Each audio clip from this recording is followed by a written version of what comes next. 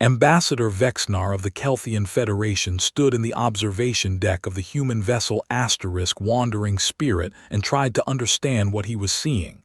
The ship's captain, a woman named Sarah Chen, was talking to a wall panel, not giving commands, talking, like it was a person. "Come on, old girl," Captain Chen said softly, her hand pressed flat against the metal. "I know the coolant system is giving you trouble. Just hold together for me a little longer. We're almost at the station." The ship made a sound, not an alarm, not a notification, just a soft hum that seemed almost like a response. "That's my girl," the captain said with a smile. Vexnar's 4 eyes blinked in confusion. He had been assigned to observe human behavior for the Federation Council. The humans were a new species in the galactic community, having achieved faster-than-light travel only 50 standard years ago. They were strange creatures, soft bodies, limited senses, short lifespans, but they had spread across the stars faster than any species in recorded history. The Federation wanted to know why. "Captain Chen," Vexnar said carefully, "may I ask what you are doing?" She turned to look at him with those strange two-eyed faces humans had. "Just checking on the old girl." "The old girl?" "The ship, the Wandering Spirit asterisk." She patted the wall like one might pat a beloved pet. "She's been with me for 23 years now, longer than most of my relationships with actual people." She laughed at her own joke. Vexnar did not understand the humor.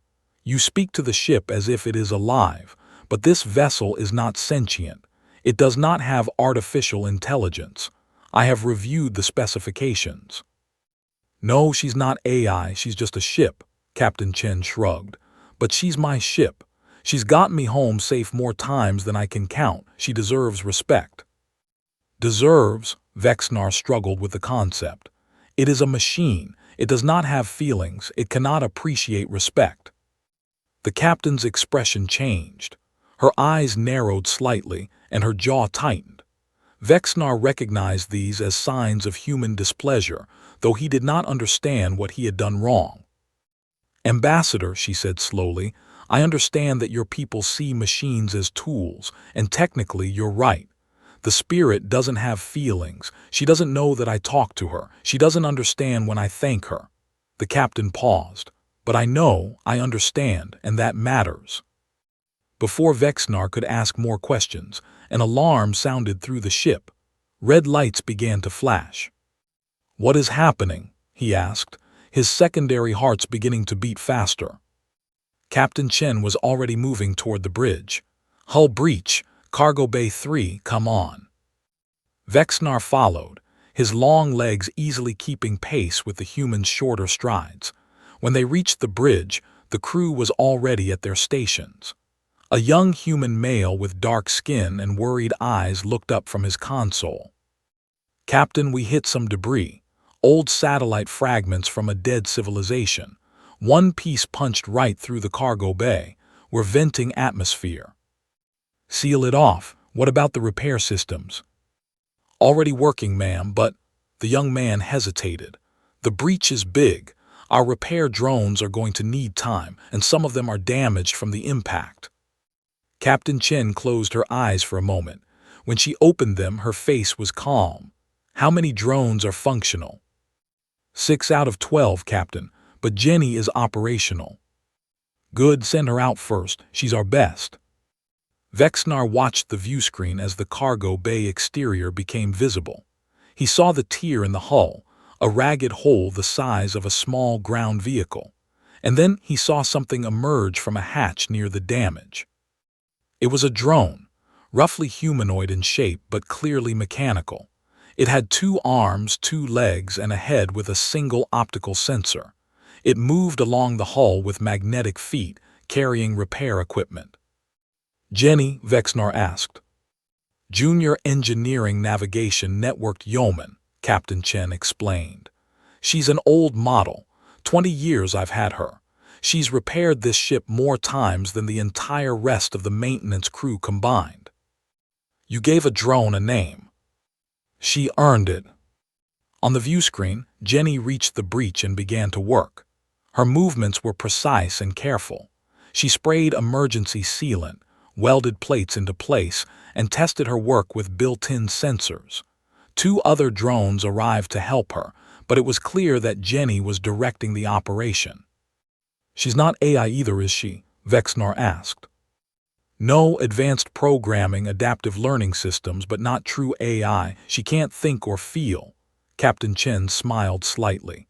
"But she saved my life more than once, and my crew's lives, and this ship." The repair took 3 standard hours. When it was done, the hull was sealed and the cargo bay was slowly repressurizing. Jenny and the other drones returned to their maintenance bay. Captain Chen surprised Vexnar by going to that bay personally. He followed, curious. The maintenance bay was organized and clean. The damaged drones were lined up on repair tables, waiting for attention from the human engineers. But Jenny was different. She stood in a special alcove, and as Vexnar watched, Captain Chen walked up to the drone and placed her hand on its shoulder. "Good job, girl," she said quietly. "You did great out there." Jenny's optical sensor turned toward the captain. It was just an automatic response to motion, Vexnar knew. The drone did not understand praise. It could not feel satisfaction or pride. But Captain Chen acted as if it could. "You take good care of us," she continued, "and we'll take good care of you, I promise." A human engineer nearby was already preparing to service Jenny. He cleaned her joints with obvious care, checked her systems with gentle hands, and replaced worn components with new ones. He worked on Jenny like she was a patient, not a tool. "I do not understand," Vexnar said finally. "This behavior is illogical. You waste emotional energy on objects that cannot return your affection. You speak to machines that cannot hear you. Why?" Captain Chen turned to face him. Her expression was hard to read. "Ambassador, let me ask you something. On your ships, what happens to drones when they get old?" "They are recycled. Their components are used to build new drones. Even if they've served well for decades. Service does not change the fact that they are machines. When they become inefficient, they are replaced." The captain nodded slowly. "And when your crew members make mistakes, what happens?" "They are corrected. If mistakes continue, they are reassigned or removed from duty." "Right," she looked at Jenny's still form. "Here's the thing, Ambassador. Humans bond with things, it's just what we do. We name our cars and our ships and our robots. We talk to them, thank them, apologize to them when we push them too hard." "But why?" Vexnar pressed. "Because it's not really about them, it's about us." Captain Chen sat down on a storage crate, suddenly looking tired. "When I thank this ship for getting us home, I'm not expecting the ship to feel happy. I'm reminding myself to be grateful. When I talk to Jenny like she's a person, I'm practicing kindness. I'm keeping my heart soft." "Your heart is an organ that pumps blood. How can it be soft or hard?" She laughed. "It's an expression. I mean my ability to care about things, to feel connection and gratitude and love." She stood up again. "Here's what I've learned in 52 years of being human, Ambassador. The way we treat things we don't have to treat well says everything about who we really are. Jenny can't judge me. This ship can't report me for being cold or uncaring. There's no practical reason to be kind to them." "Then why are you?"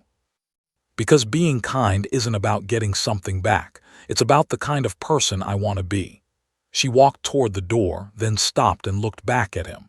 "And maybe, just maybe, there's something we don't understand yet. Maybe the universe notices. Maybe it matters in ways we can't measure." Vexnar stood alone in the maintenance bay for a long time after she left. He looked at Jenny, standing silent in her alcove. He looked at the engineer carefully maintaining her systems. He looked at the other drones waiting for repair. He did not understand humans, but he was beginning to suspect that he needed to. 3 standard weeks later, Vexnar was still aboard the Wandering Spirit when they reached Federation Station 12. He had sent preliminary reports to the Council, but he knew his observations were incomplete. He did not yet understand the human bonding phenomenon. The station was a massive structure, home to thousands of beings from dozens of species. The asterisk wandering spirit docked at Port 7, and Captain Chen prepared to meet with station officials. "You'll want to see this," she told Vexnar. "We're picking up a new crew member." He followed her through the station's crowded corridors until they reached a small office marked Artificial Companion Services. Inside, a human woman with gray hair and kind eyes smiled at them. "Captain Chen, so good to see you again. I have your new crew member ready." The woman led them into a back room where several robots waited on shelves. They were different from Jenny. These were smaller, more rounded, designed to look friendly rather than functional. One of them had large optical sensors that resembled eyes, a small body and wheels for movement. "This is a companion unit," the gray-haired woman explained. "Model RC-7. They're designed for long-haul ships. They help with loneliness, provide conversation, remind crew members to eat and sleep and take breaks." "We've had one on the Spirit before," Captain Chen said. "Old Buddy served with us for 15 years before his core processor failed. The crew took it hard." "I remember. You sent me the memorial video." The woman picked up the small robot and held it carefully. "This little one doesn't have a name yet. That's for you and your crew to decide." Vexnar watched as Captain Chen took the robot. She held it like it was something precious. "Hello there," she said softly. "Welcome to the family." The robot's optical sensors focused on her face. "Hello, I am RC-7 Companion Unit. I am pleased to meet you." "We'll give you a proper name soon," the captain promised. As they walked back to the ship, the small robot perched on Captain Chen's shoulder. It looked around with what Vexnar could only describe as curiosity, though he knew that was impossible. "Captain," he said, "this robot is also not AI." "No, advanced conversational programming, emotional recognition systems, but not true intelligence. They're like really sophisticated pets in a way. But you will treat it like a crew member." "Absolutely, everyone on the Spirit will," she smiled. "You'll see." Back on the ship, the crew gathered in the common area to meet the new companion unit. Vexnar watched from a corner, observing. The young man from the bridge, whose name was Marcus, crouched down to look at the small robot. "Hey there, little buddy. What should we call you?" "I do not have a name designation," the robot said. "I would appreciate one." "How about Sparky?" suggested a woman with red hair. "He's got those bright optical sensors." "No, that's too common," said another crew member. "What about Navigator, Nav for short?" "He's not a navigation robot, though." The discussion went on for nearly an hour. The humans debated names with serious intensity, as if they were nomming a child. They asked the robot what sounds it liked, what letters felt right. The robot could not actually have preferences, but it engaged with the conversation as if it did.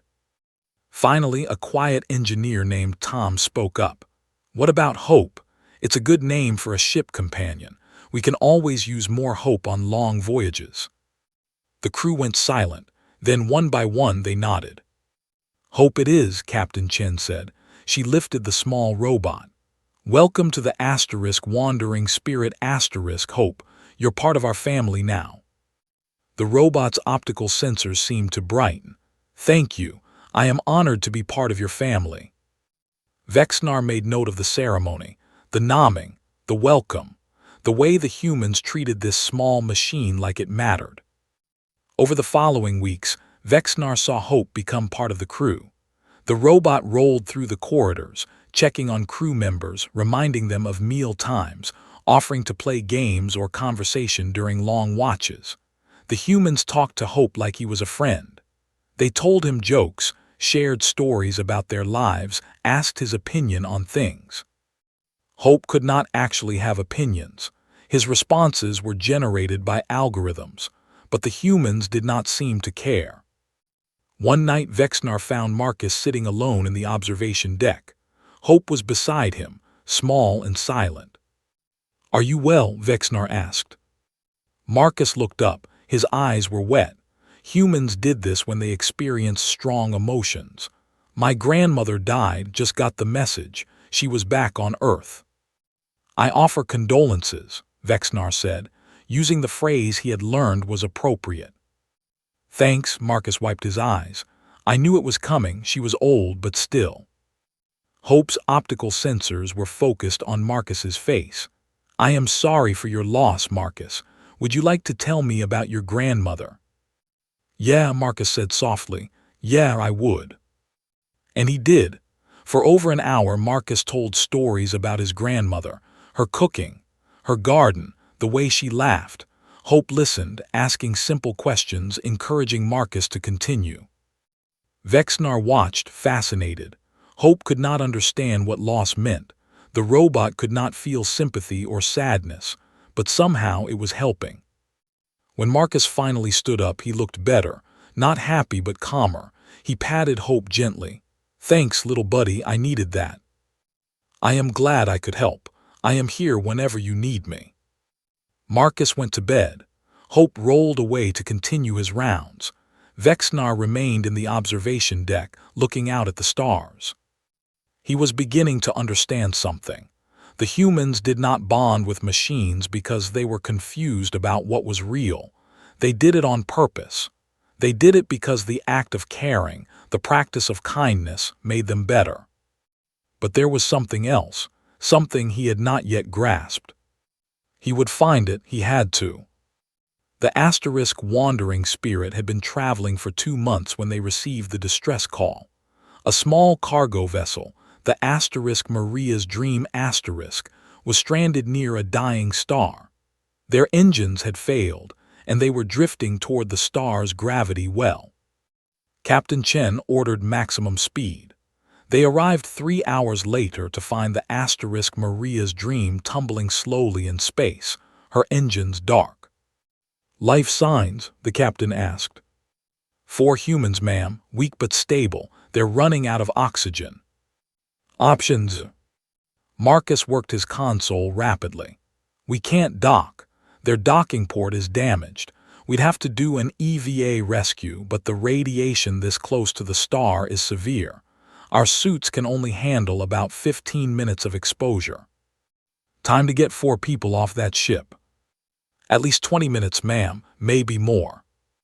There was a heavy silence on the bridge. Vexnar understood the mathematics. The rescue was impossible without killing the rescuers. Then a voice came from the corner of the bridge. "Captain, may I make a suggestion?" It was Hope. "Go ahead, Hope." Jenny could do it. Her systems are shielded against radiation. She could operate in that environment for several hours. Jenny's not designed for rescue operations. She's a repair drone. She has the physical capability to carry 1 human at a time, and I could coordinate with her, guide her movements from here. We have worked together before on complex tasks. Captain Chen looked at the view screen. The asterisk Maria's Dream was getting closer to the star every minute. Jenny would be damaged. Even her shielding won't hold up forever in that radiation. "Yes," Hope said. She would likely be beyond repair when the mission was complete. The bridge was silent again. Vexnar saw the crew exchanging looks. He saw something in their faces that surprised him. Grief. They were already grieving for the machine. "Captain," Hope continued, "Jenny's programming includes a priority hierarchy. Preservation of human life is at the top. She will want to do this." "She can't want anything," Vexnar said quietly. Hope turned to look at him. "Perhaps, but if she could, she would want this, wouldn't she?" Captain Chen closed her eyes for a long moment. When she opened them, her jaw was set. "Prep Jenny for EVA, and Hope, you guide her through every step, understand?" "Yes, Captain, I will." Vexnar followed as they moved to the maintenance bay. Jenny stood in her alcove, motionless, waiting. The engineer Tom was there, checking her systems one final time. She's as ready as she'll ever be, Tom said. His voice was thick. Captain Chen walked up to Jenny and placed her hand on the drone's shoulder, just as she had done before. "Hey girl," she said softly, "we need you to do something hard, something dangerous." She paused. "There are 4 people who need your help. Can you do that for us? Can you save them?" Jenny's optical sensor turned toward the captain, an automatic response, nothing more. But then in a simple electronic voice Jenny spoke. She rarely spoke, only when mission parameters required it. "I can do that. I will save them." Captain Chen nodded. "I know you will. You always take care of us." She stepped back. "Go get them, girl." Jenny's magnetic feet released from the deck. She moved toward the airlock with steady, purposeful steps. The rescue took 47 minutes. Vexnar watched on the viewscreen as Jenny crossed the space between ships, entered the damaged vessel, and began carrying the unconscious humans to safety one by one. The radiation battered her systems. After the second rescue, her movement became slower, her coordination less precise. After the third, one of her arms stopped working entirely, but she did not stop. Hope guided her through every moment, his small voice calm and steady over the communication channel. "You're doing great, Jenny. The 4th human is 20 meters ahead. Watch for the debris near the corridor. You've got this." Jenny did not respond with words, but she kept moving. When she finally carried the last survivor into the Wandering Spirit *S airlock, her systems were failing. Her optical sensor flickered.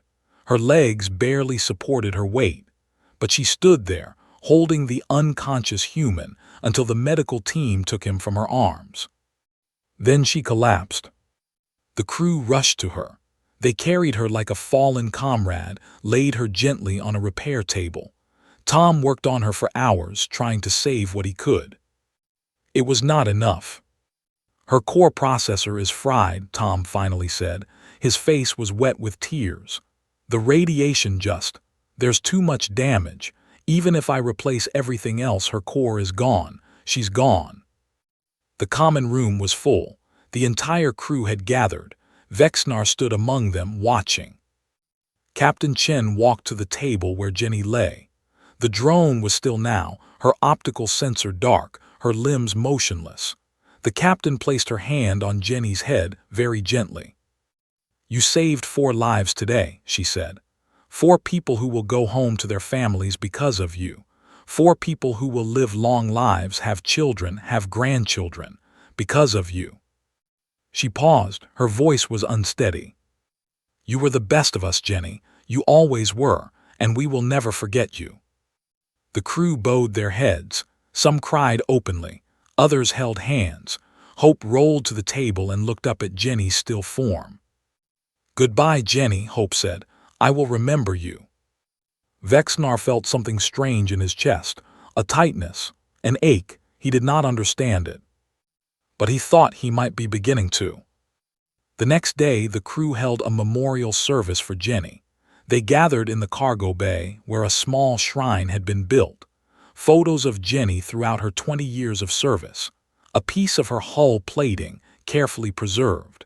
Messages from crew members past and present. Captain Chen spoke first.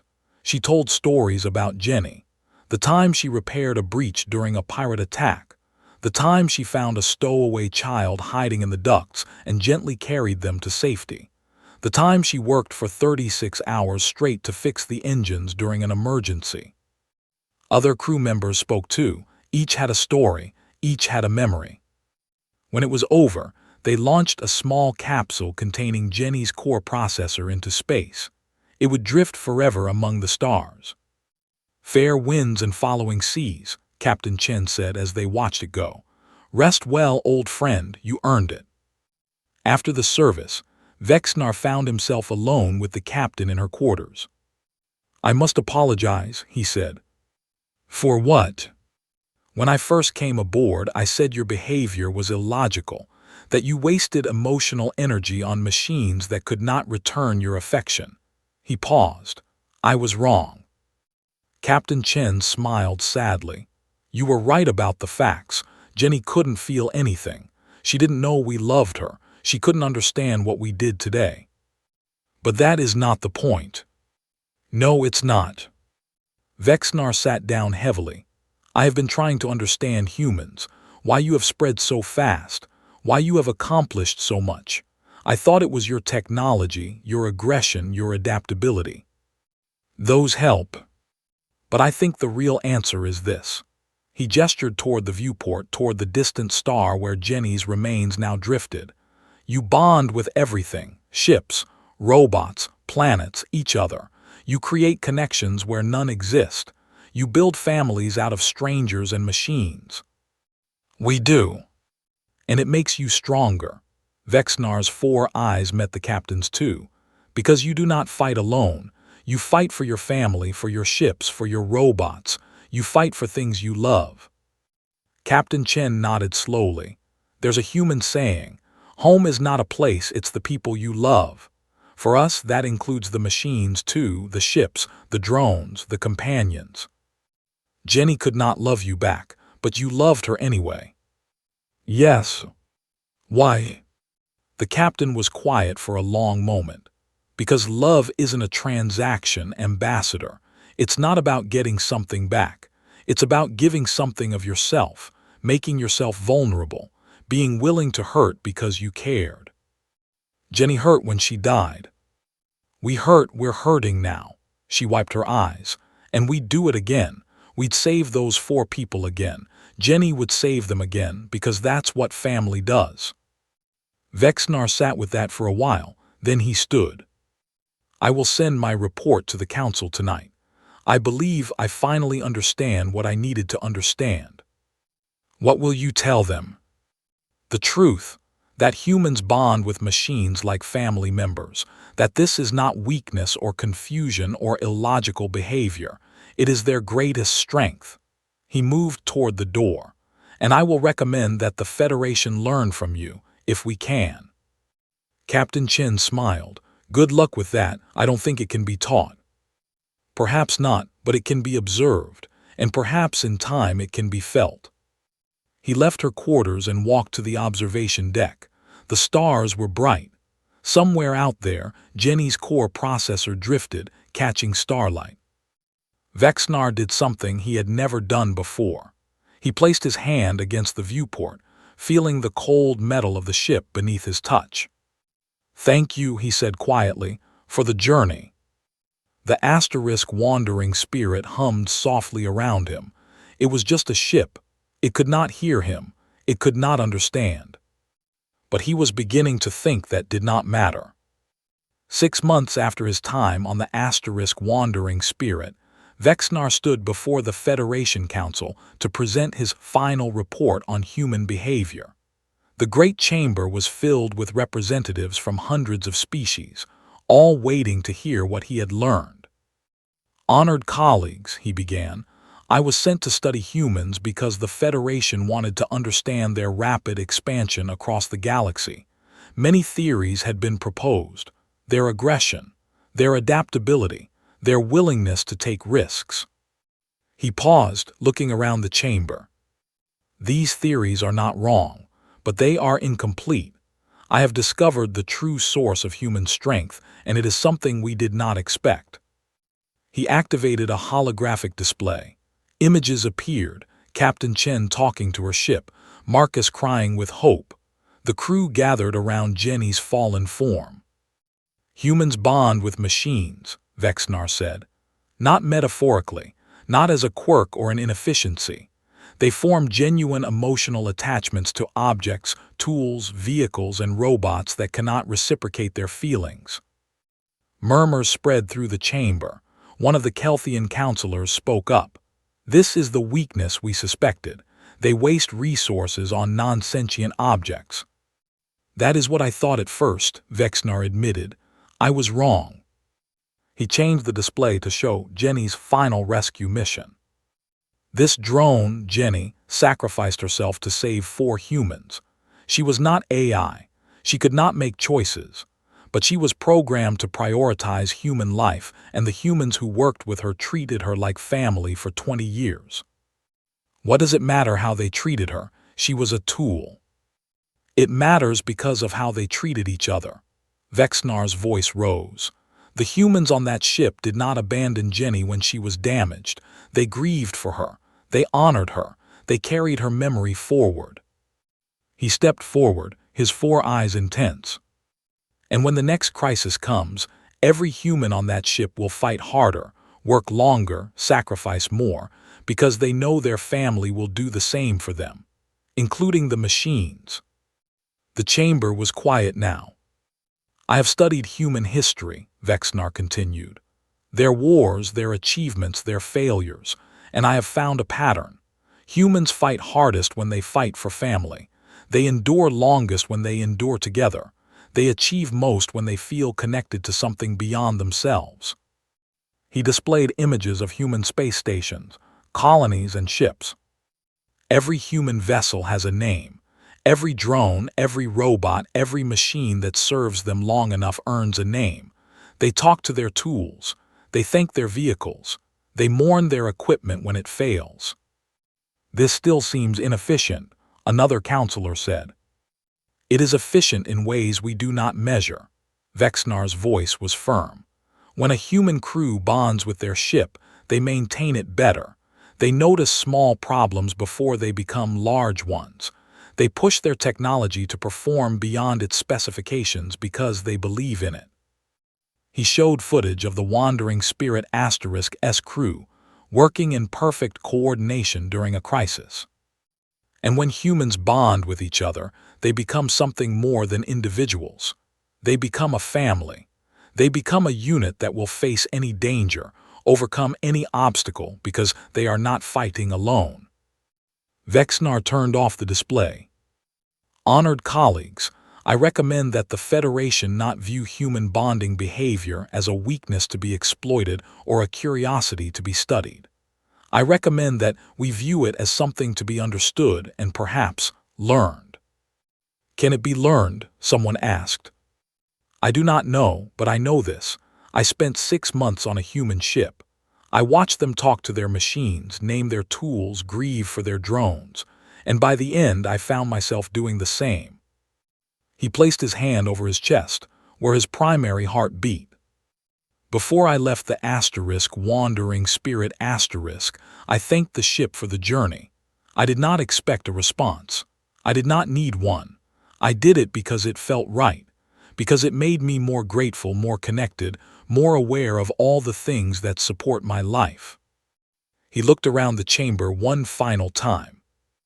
The humans have a phrase, no one is alone who has friends. For them, friends can be made of metal and wire as easily as flesh and blood, and so they are never alone. Wherever they go, whatever they face, they carry their family with them. Including their machines. Including their machines. The Federation Council deliberated for many hours after Vexnar's presentation. In the end, they did not reach a firm conclusion. Some thought the humans were simply strange. Others thought they were dangerous. A few thought they might be wise. But Vexnar knew the truth. He had seen it in Captain Chen's eyes when she said goodbye to Jenny. He had felt it in his own chest when he thanked the Wandering Spirit *. Humans bonded with machines like family members, and it was not weakness or confusion or waste. It was love, pure and simple. And love, Vexnar was beginning to understand, was the most powerful force in the universe. 1 year later, Vexnar received a message from Captain Chen. The Wandering Spirit had completed a major refit. New engines, new systems, new everything. But they had kept one thing from the old ship. Jenny's alcove remained in the maintenance bay, unchanged. A small plaque had been added. Jenny *. Junior Engineering Navigation, Networked Yeoman *. She served with honor, she saved with courage, she will be remembered. Attached to the message was a photo. The crew of the Wandering Spirit gathered around the alcove, smiling. Hope was there too, his optical sensors bright, perched on Marcus's shoulder. And in the center, held carefully in Captain Chen's arms, was a new drone. Smaller than Jenny but with the same basic design. the same optical sensor, the same steady, reliable look. The drone's designation plate was visible in the photo. It read Generoman 2 asterisk. Vexnar smiled, a gesture he had learned from humans. He typed a response. May your new family member serve as well as the first, and may you continue to teach the galaxy what it means to love. He sent the message and looked out his window at the stars. Somewhere out there, the wandering spirit was traveling. Captain Chen was talking to her ship. Hope was checking on the crew. Jenny II was learning her new home. And the humans continued to spread across the galaxy, carrying their strange, beautiful, powerful love with them. Vexnar had one more thing to do. He walked to his personal ship, a small vessel he had owned for many years. He had never given it a name. He had never spoken to it. It was a tool, nothing more. He placed his hand on the hull. I think, he said slowly, I shall call you Spirit Asterisk, after some friends of mine. The ship did not respond. It could not hear him. It could not understand. But Vexnar understood, and that was enough. He climbed aboard and set course for the stars, feeling, for the first time in his long life, like he was not alone. His family was with him. All of it. The Federation's official report on human bonding behavior was filed away in the archives, read by few, understood by fewer. But Vexnar continued to speak about what he had learned. He visited schools, councils, and gatherings across the Federation. His message was always the same. Humans are not stronger because of their muscles or their weapons or their technology. They are stronger because they have learned to love without limit.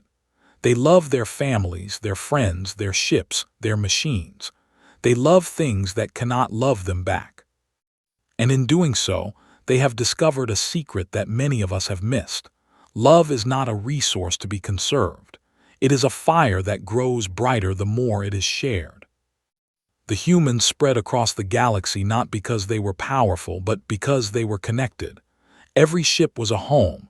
Every crew was a family. Every machine was a friend. They bonded with everything. And so, wherever they went, they were never truly strangers. They were never truly alone. Perhaps we cannot learn to feel exactly as humans feel, but we can learn to act as they act. We can learn to name our ships, thank our tools, and honor our machines. And perhaps in time we will learn to love as they love, without limit, without condition, without expecting anything in return. This is the human way. This is their gift to the galaxy. And I, for one, am grateful to have learned it. Vexnar continued his travels for many years. He visited hundreds of worlds, spoke to thousands of beings, and shared his message wherever he went. And everywhere he went, he found that some were already learning. Young Kelthians named their study tablets. Elderly, Voran spoke softly to their walking aids. Proud warrior races began to honor the weapons that had served them well. It was a small change, a quiet revolution, but it spread slowly and surely across the Federation. And at the center of it all was a simple truth that humans had known for thousands of years. We become more by loving more. We grow stronger by caring more. We find meaning by connecting with everything around us, even the things that cannot connect back, especially those things. Because love is not about reciprocity. It is about generosity. It is about giving something of ourselves to the universe, expecting nothing in return. And the universe, in its own way, always responds. Many years later, when Vexnar was old and tired, he returned one final time to Earth. He wanted to see the human homeworld before he died. Captain Chen was long retired now, living on a small farm outside what had once been called Beijing. She welcomed him with open arms, her hair white, her face lined with age, but her eyes still bright. "Ambassador," she said, using his old title, "it's good to see you again." "And you, Captain." He looked around at the farm. It was modest but beautiful, and everywhere he looked he saw machines. Old robots, worn-out drones, obsolete equipment, all carefully maintained, all given places of honor. "You kept them all," he said. "Of course, they're family." She showed him around. There was Jenny II, retired now, standing in a sunny corner of a barn. There was Hope, his optical sensors dim but still functional, resting on a shelf surrounded by photos. There were dozens of other machines, each with a name, each with a story. "This is what I wanted you to see," Captain Chen said. "Before you go back to your people, this is what it all means." Vexnar looked at the collection. Robots and drones and tools, all past their usefulness, all kept and honored and loved. "It is beautiful," he said. "It's home," she smiled. "And you're always welcome here. You're part of our family too, you know." Vexnar felt the tightness in his chest again, the ache, but now he understood what it was. It was love. "Thank you," he said, "for everything you have taught me." "Thank you," she replied, "for listening." They sat together as the sun set, an old human and an old alien, surrounded by the machines they loved. And the universe hummed around them, full of stars and ships and robots and people, all connected by invisible threads of love and gratitude and hope. The Federation had finally understood what humans had always known. Everything matters, everything deserves care, everything can be family. And when we live that way, we are never alone. Never.